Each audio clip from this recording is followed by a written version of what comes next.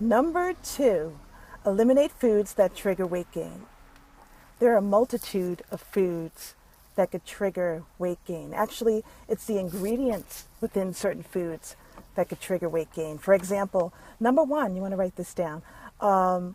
White sugar, refined white sugar. Oh, that is a big culprit of foods that trigger weight gain. As you know, there's white sugar in a variety of drinks, soda, a lot of foods. So you want to eliminate the sugar from your diet if you want to drop the pounds. Now, me personally, when I went through my 5-year journey of weight loss, and you decided that you wanted to invite me to a barbecue or a cookout, and you happened to have chocolate cake, the vanilla type of cake, with the chocolate icing on top, the 2-layer cake, and you decided that you wanted to put white sugar, 2 cups of white sugar in there, I will have 1 or 2 slices. But as far as buying sugar, I wouldn't buy. Personally, I don't even have sugar in my house. I know a person who doesn't use white sugar as well, or they don't use as much. They use applesauce without the high fructose corn syrup of all natural applesauce as a sugar replacement. Number 2 is wheat. You ever see people? They work out, they lose a lot of weight, and they look thin on the shoulders, their arms, and their legs. But in the middle, the belly looks like a pot belly or a beer gut. Yes, that's probably because they have wheat within their diet. When you're trying to lose weight, you want to eliminate as much wheat as possible. A lot of people will start exercising, jogging, and they're wondering, oh, how could I gain 10 pounds? Oh, I'm eating all healthy foods, I'm exercising, I'm drinking water. Why am I gaining weight? That's because of wheat in your diet. So you want to eliminate wheat as much as possible. High fructose corn syrup is a big culprit of weight gain. A lot of people say, well, there's really no proof that high fructose corn syrup can cause weight gain. Well, actually, it does. And I could testify to that because a lot of the drinks that I used to drink before my weight loss journey, a lot of the sodas, they all have, not all of them, of course, but many of them have high fructose corn syrup. And I always check the labels. You want to check the labels to make sure there's no high fructose corn syrup or corn syrup solids.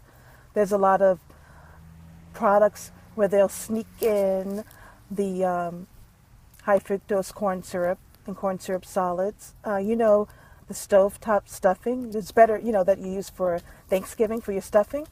It's better to make it from scratch because a lot of the products have high fructose corn syrup in there, and that can trigger weight gain. Gluten. Actually, there's one point that I wanted to make about the high fructose corn syrup. That's a cheaper form of like a sweetener sugar that the food industry uses to manufacture foods. I want to do another video or a course on high fructose corn syrup. This is a lot of confusion out there about that chemical. Gluten. You want to eliminate gluten as much as possible. A lot of pizza. I'm a pizza fan, and as you probably know, a lot of the pizzerias, the real pizzerias, the real Italian pizzerias. Okay, sorry about that, but they'll have gluten-free pizza, which is good. So a lot of bakeries, some bakeries. Now, I'm originally from Long Island. I know there are a lot of bakeries that have gluten-free products. I live in Pennsylvania now. Places like Wegmans, they'll have some gluten-free products, like baked goods, which is good. Dairy, number 5. That was number 4. This is number 5. Dairy. If you have a lot of dairy, if you're vegetarian or you're not, you want to eliminate dairy as much as possible. I'm not a big cheese eater, but I will eat cheese. That's why I said I'm veganish. I will eat cheese, mozzarella Munster, or cheddar cheese that I'll put in certain foods. Sometimes I'll sprinkle a little cheese on the salad, but I'm not really a big fan of sprinkling cheese on salad. On my lasagna, my healthy lasagna, my healthy baked ziti, I'll put cheese on it. Milk. I am not a milk drinker. I've banned milk altogether, and that's another video for another day. When I was a kid, I would, my parents and my grandparents would give me milk. My grandmother would give me milk to drink. And sometimes I would drink it fast because it was nice and cold. And I would drink it really fast. And like a few minutes, have like a little upset stomach. A lot of people would say, well, maybe you're lactose intolerant. But I've never been diagnosed to being having lactose issues. But I've banned that from my diet.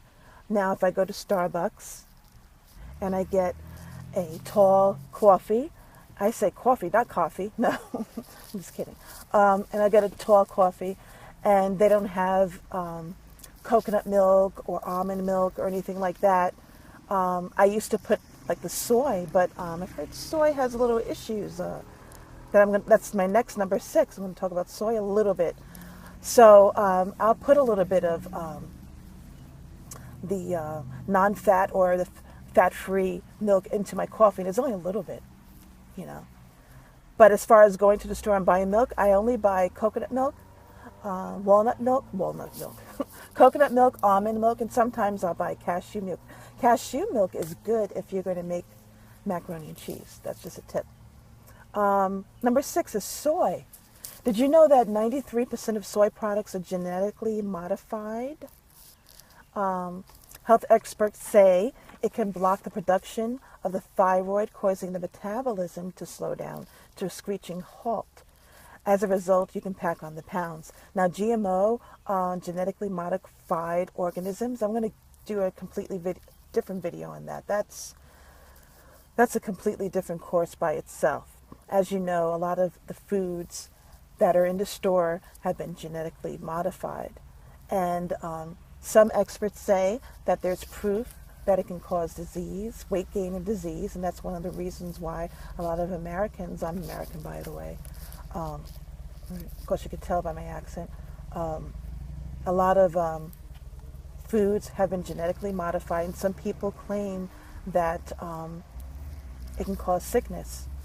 And then on the other side, the flip side, it says, no, it can't cause sickness at all. But that's a different story for a different day. But as far as soy, you want to try to eliminate as much soy as possible from your diet. I used to buy the soy milk, and I was like, oh, I'm healthy now, so I'm drinking soy milk. But it has little issues. I'm going to do a further research on soy. Number 3, suppress your appetite. Now, in the dieting industry, there's a lot of dieting drugs, diet pills out there. And the purpose of these diet pills, like Phentermine, for example, that's actually a prescription drug. The only way, a lot of people who are obese, I believe that you can only, if you're obese, that's the only way that you can get onto Phentermine. It's you have to have a doctor's prescription for that. And there's a lot of controversy because there's some serious side effects such as rapid heartbeat, insomnia, dizziness, moodiness. So that's a lot of people, one of the reasons why a lot of people take diet pills, because it suppresses the appetite. And if you've ever taken a diet pill before, you'll notice that sometimes a person will have to be reminded, oh, it's lunchtime. I have to eat. I forgot to eat. I have to eat. Oh my goodness. That's because it suppresses the appetite. And, cravings is a culprit of weight gain, especially when a person's trying to knock off weight and weight loss. So my thing, number 3, is to find a natural way to suppress your appetite. And just one thing that suppresses appetite, has suppressed my appetite during my weight loss journey, is lemon water. Now, there are a multitude of other things that I've done, like raw juicing is another thing that's helped suppress my appetite. And my next part, number 3, I'm getting all my parts mixed up. Part 2, part 3, my next video. My next video, I'll put something in the description because I made a mistake on my last video. But I'm going to delve deeper into suppressing your appetite in the next video. Stay tuned.